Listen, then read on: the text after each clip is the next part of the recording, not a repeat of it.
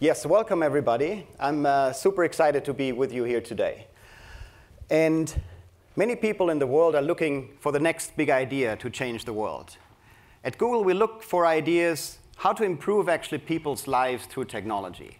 And my team specifically helps those Googlers to find their own creative confidence and develop hundreds and hundreds of those ideas really, really fast.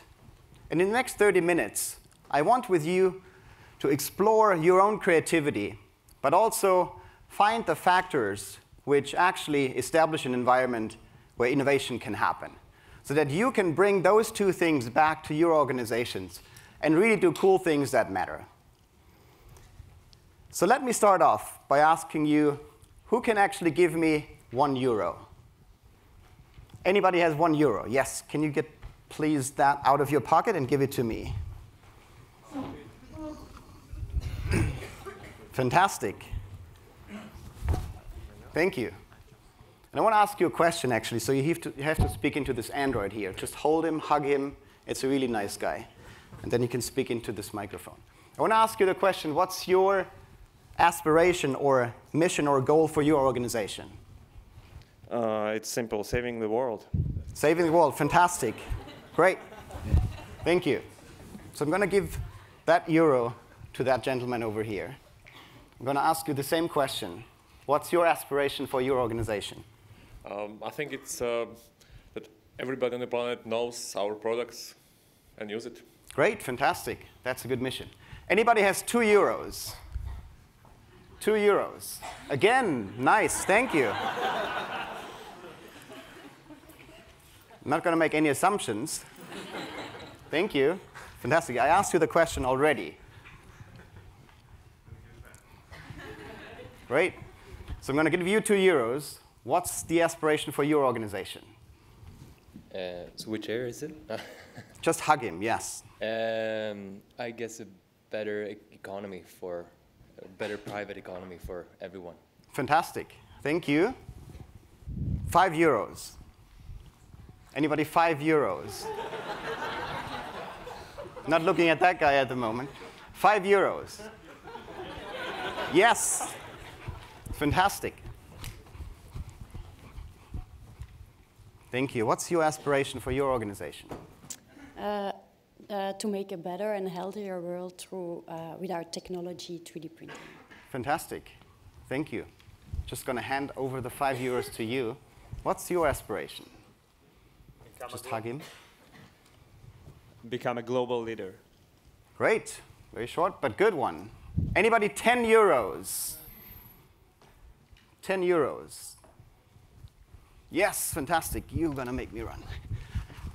€10, yes. And what's your aspiration for your organization? Hugging this little guy. Here's the 10 first. First, thank you. OK, so our aspiration is to connect the world and the people around the world. Fantastic, thank you. €10. I'm just going to hand it over to you. Oh, perfect. Thank you. Question. What's the aspiration for your company? I think being from an agency is about getting insights and figuring out what tools we can use to develop and grow our clients. Fantastic. Thank you. Anybody has €20? €20. Fantastic. Whew. Was not the other side of the room. Fantastic. What's your aspiration for your organization? Making as much money as possible. Great. That's a good one. I'm going to give you €20. What's your aspiration for your organization? Organizing the world's data. I'm from Google. Right, yes. €50. €50. No credit cards. I don't have like €50. I go for that, yes. Thank you. What's the aspiration? The same as a minute ago. Fantastic. Yes, I remember you. €60 for you. Just take it. It's yours. You just have to answer the question. What's the aspiration for your organization? Is to achieve growth. Great. Anybody €100? 100 euros.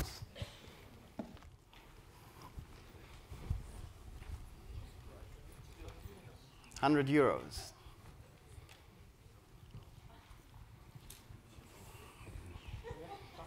Very silently, but you're up for it?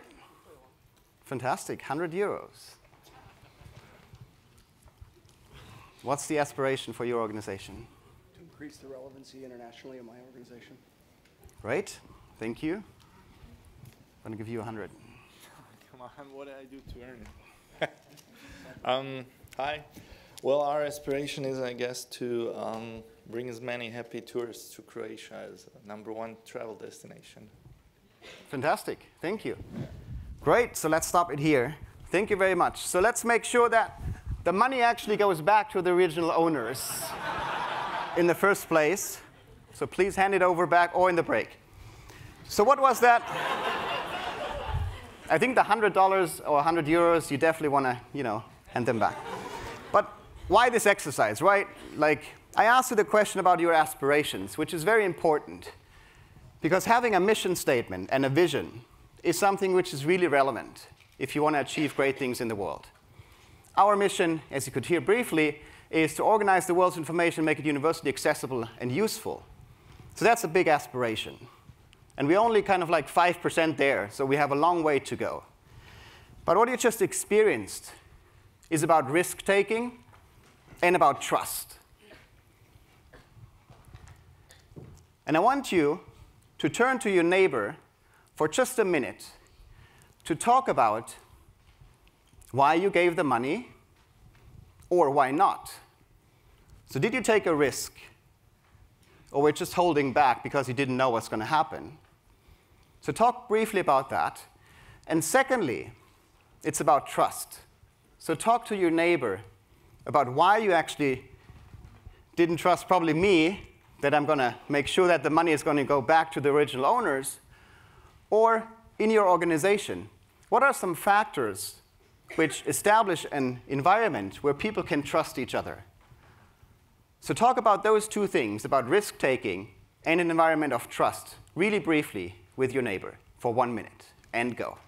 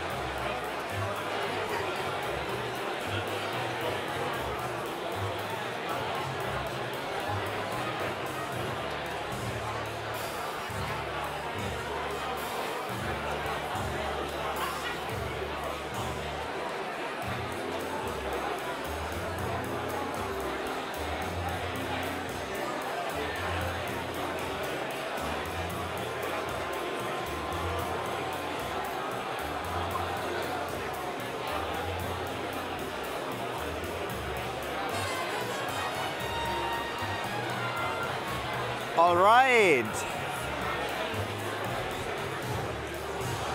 Fantastic.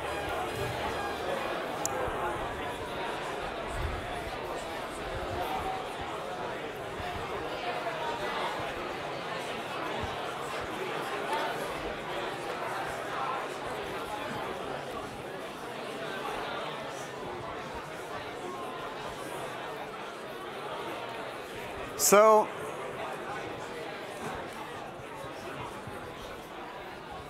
the great thing about taking a risk is that, sometimes you're going to fail, and that's actually probably 98% of the time, it's not going to work out.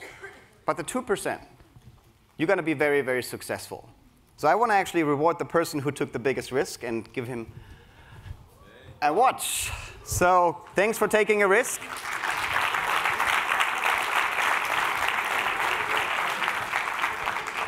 and also trusting me that I'm going to make sure that you're going to get the money back, which is important. So rewarding people in different ways when they take risk is very important. And it's very crucial to an environment where you want to create innovation. But even more important is that the people who take the risk feel safe and secure.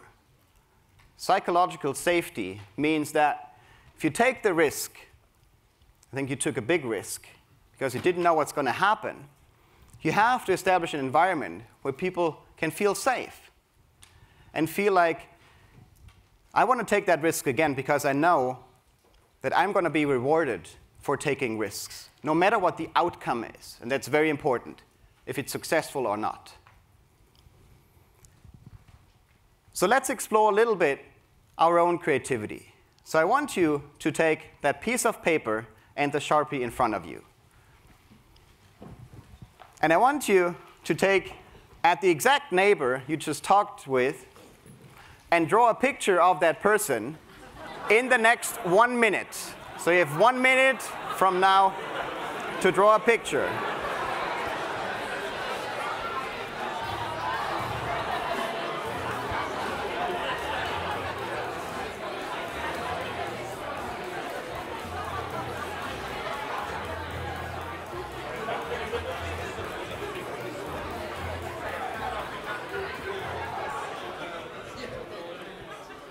"45 seconds left.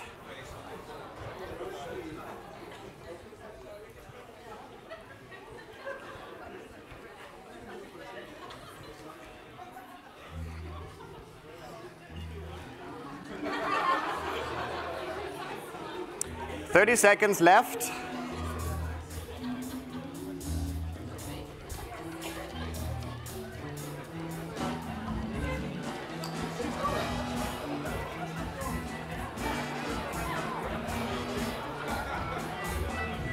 "15 seconds left.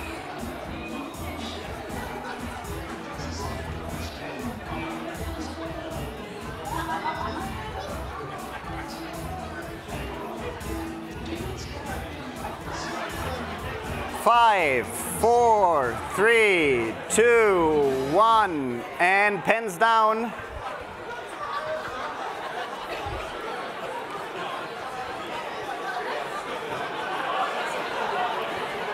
All right, so I want you to take this piece of art and hand it over to the person you just drew. So hand it over to the person.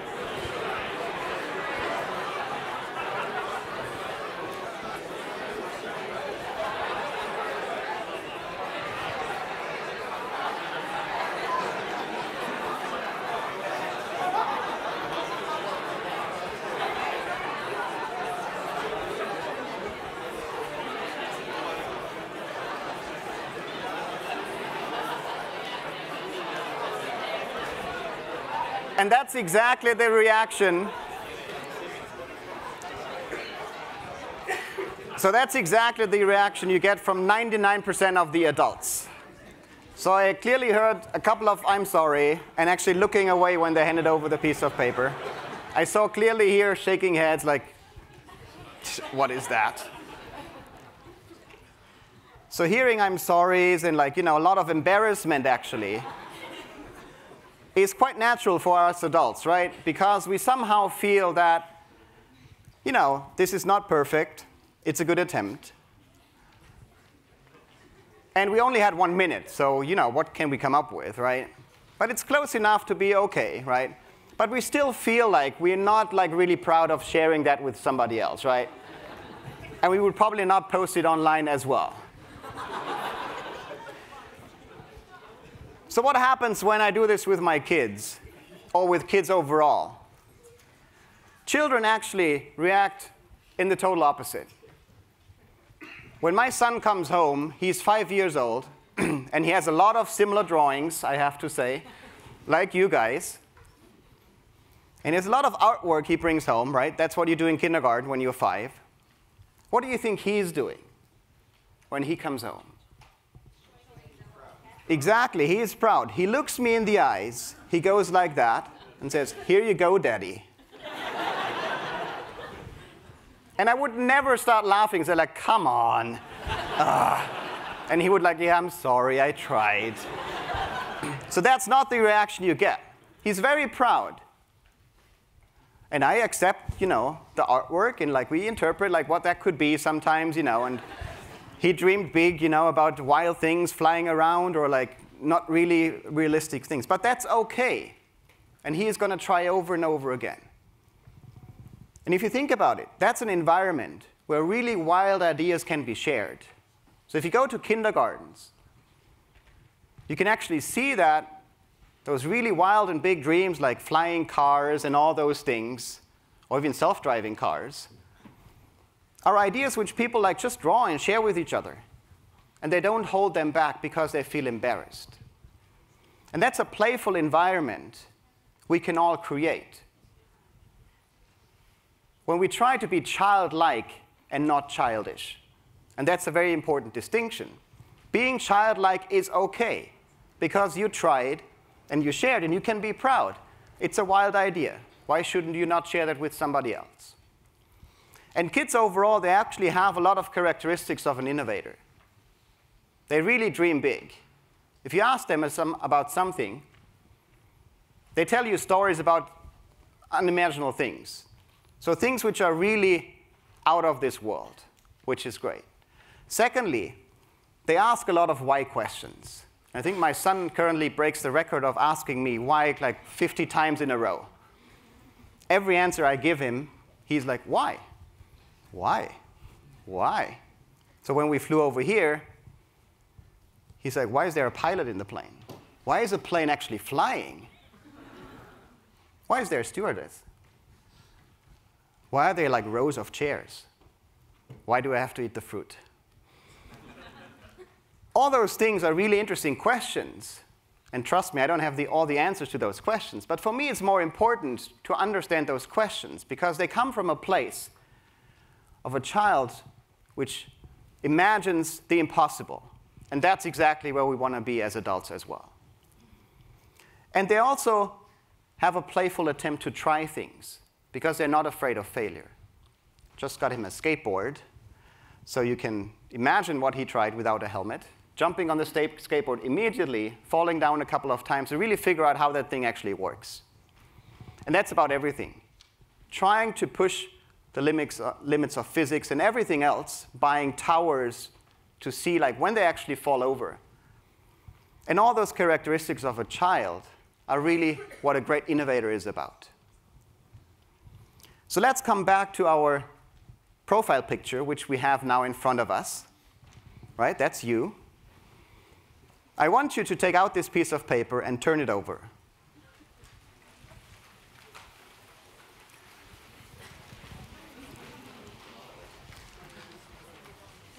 If the Sharpie came through, just take the green piece of paper. That's fine. So I asked you about aspirations, big missions. And at Google, we believe that we should always aim for a 10 times better and not for a 10%. If you consider the search engine Sergey and Larry, the two co-founders, built, Larry actually wanted to download the internet. That was his dream. And there were a couple of other search engines around, but he felt like there has to be a way to make it 10 times better. And all our projects, from mapping the world, taking literally a picture of every house in the world, to scanning every book we have in this world and make it available to everybody, to putting cars on the street without a driver, and now putting balloons in the air, which hopefully provide internet access to remote locations and over 2 or 3 billion people in the future. So those are all things which improve things by 10 times. And even if we just reach 4 or 5 times, that's still way better than just a 10% incremental improvement. Because history shows us that if we just improve our organization by 10% and do things slightly better, in a slightly better way, we're going to be disappearing. So we're going to be irrelevant in a couple of years. So what I want you to do is actually describe the aspiration, your mission. What's your 10x? And that could be something personal, or it could be related to your organization. what you want to achieve in the world. So take about 30 seconds and describe that in your Twitter-like feed on this green piece of paper. So very brief, concise, but really bold. So go for it, 30 seconds, describe it, and I promise you we're going to do something with it. So take the time, think about it. What is something you really aspire, which is 10 times better than we have at the moment?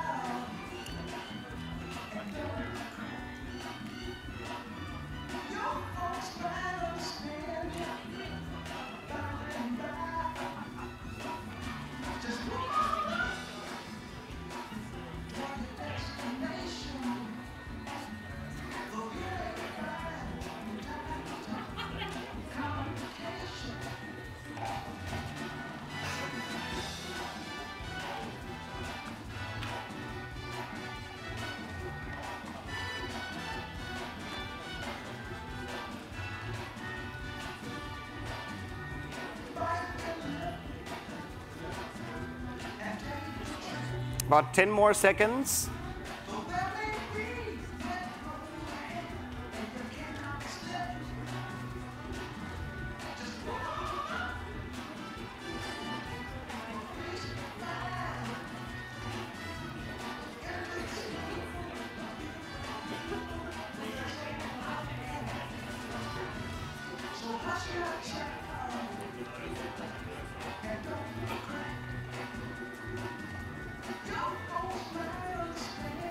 All right.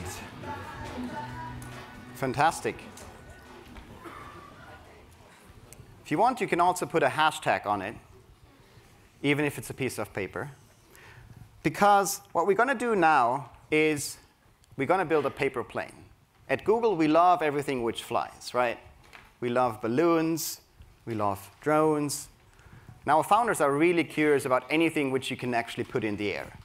So let's take that challenge and actually build a paper plane. So get that piece of paper out of your clipboard. And you have about a minute, which is plenty of time, to try your best attempt to build a paper plane.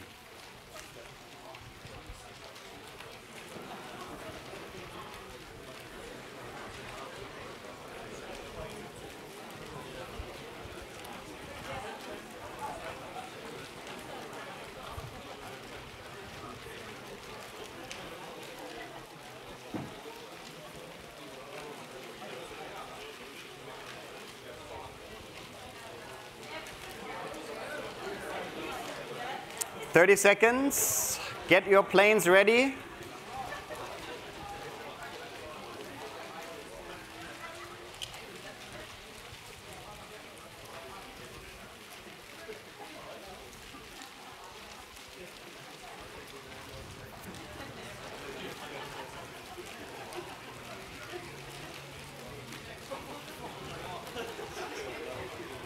All right, I can see some really interesting models. Fantastic.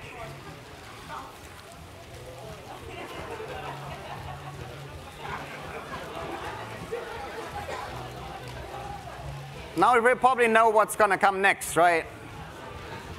So before we launch our planes, I want to briefly talk why we actually do that. I actually strongly believe that if you have an idea or if you have a vision, you should share it with as many people as possible. So you should, by default, be transparent and open with your ideas and what your mission is. And at Google, we strongly believe in that transparency and having a default which is open. So we share every information we have inside our organization, and we are very transparent outside of our organization as well. We basically have access to each other's calendar, so I can see what my colleagues are up to, and they can see what I'm up to, which just increases the amount of collaboration and rapid collaboration tremendously. But also, our founders are very open and transparent, and they speak to us and answer questions for 1.5 hours during a favorite event I have, which is called TGIF. So every Friday, now on Thursdays, because of the time zone difference, Larry and Sergey come to Mountain View into a restaurant, Charlie's Cafe, and employees can ask questions for 1.5 hours. That's a level of transparency which I haven't seen anywhere else. The great thing about this is that it's for free. None of those things about taking risks, about having a mission that matters, also being transparent actually costs something. So what we're going to do now is we're going to be very transparent with all your ideas because we're going to share that with somebody else. So I want you to stand up, get your planes ready to launch, and I want you to target somebody else. You can target me, but I don't want to have a lot of ideas because there are more talented people down here which you can target, helping you to actually make that idea a reality. So I'm going to count backwards from 3, and then we're going to launch the plane so you can throw somewhere, target somebody, so that they're going to receive your vision or your 10x goal. 3, 2, 1, and launch.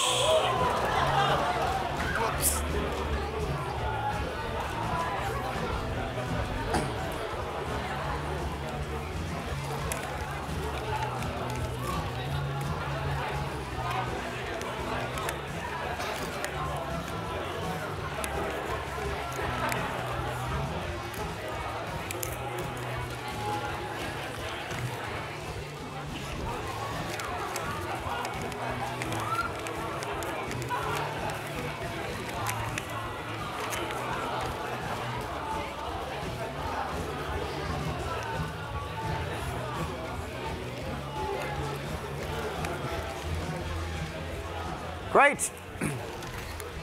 So again, our natural tendency is that we read those ideas and we say like, yeah, nah, okay. And we have like 4 or 5 arguments instantly ready why this is not a good idea. Specifically, as you can hear from my non-Texas accent that I'm from Germany, so my default is I'm reading that and I'm like, very critical, like what's actually wrong about this idea? And I can find 5, 6, 7, 8 arguments instantly. What I'm trying to do with teams is to help them to think in the opposite way. If you read an idea, or if somebody shares an idea with you,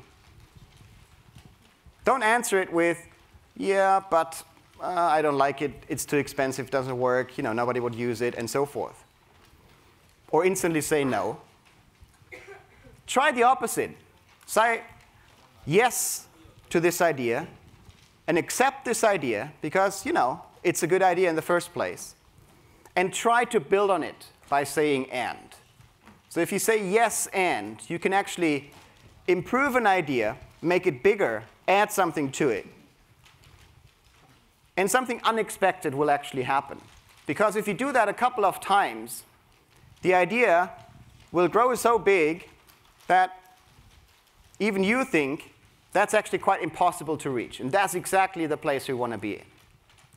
So what I want you to do now, as everybody has probably now a different paper plane, is try to accept this idea.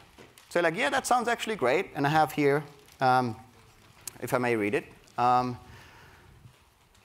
Romanian startups changed the world in the last 3 years. I would actually put the next 3 years. So yes, and maybe 15 startups should do that in the next 1 year. So saying yes to this idea and building on it. So I want you to take this idea you have in front of you, explicitly start your sentence with yes and try to make it bigger, add something to it, improve it in the next 1 minute. And go.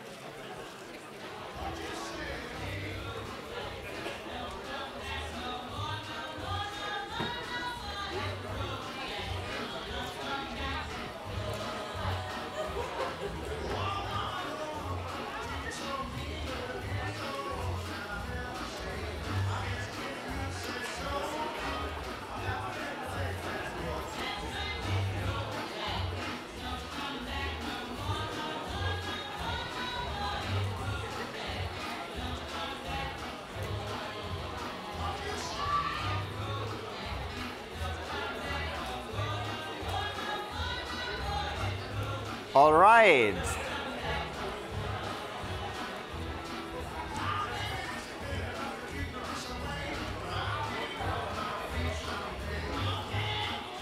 So actually get the planes ready for launch again. So fold them up again. You can iterate on the design. You can reuse the design. Totally up to you. Get it ready to launch again.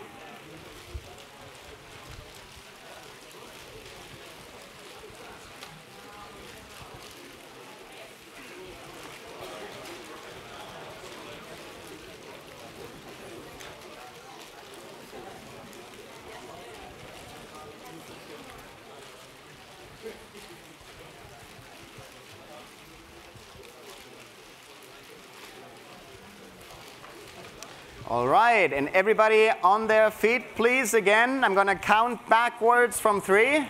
Get ready to launch your planes. 3, 2, 1, 0, and launch.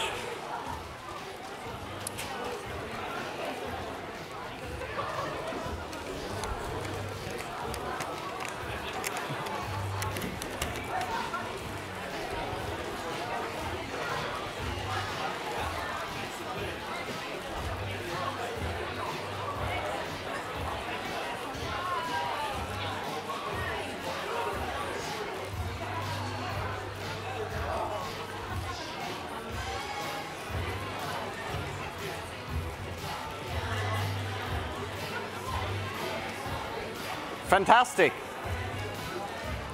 So now you actually have 2 ideas or 2 visions. Somebody actually improved those, added something, yes-and it already. So take it, and maybe you can identify the profile, who that person actually was in the beginning, at the back of this paper. If not, that's fine. But I'm going to encourage you, when you have the next conversation, at least throughout today, and somebody shares an idea with you, try to respond by saying yes explicitly and building on that idea. Because that helps you to create an environment of trust and create an environment where people want to take risks. Because if somebody responds to you and says, yes, I like your idea, and I want to build on it, that's when the next time they're going to come back to you with even a bigger idea, taking a bigger risk. And having that environment of trust while having big missions that matter, plus being transparent, helps you really to do cool things in the world. Thank you very much.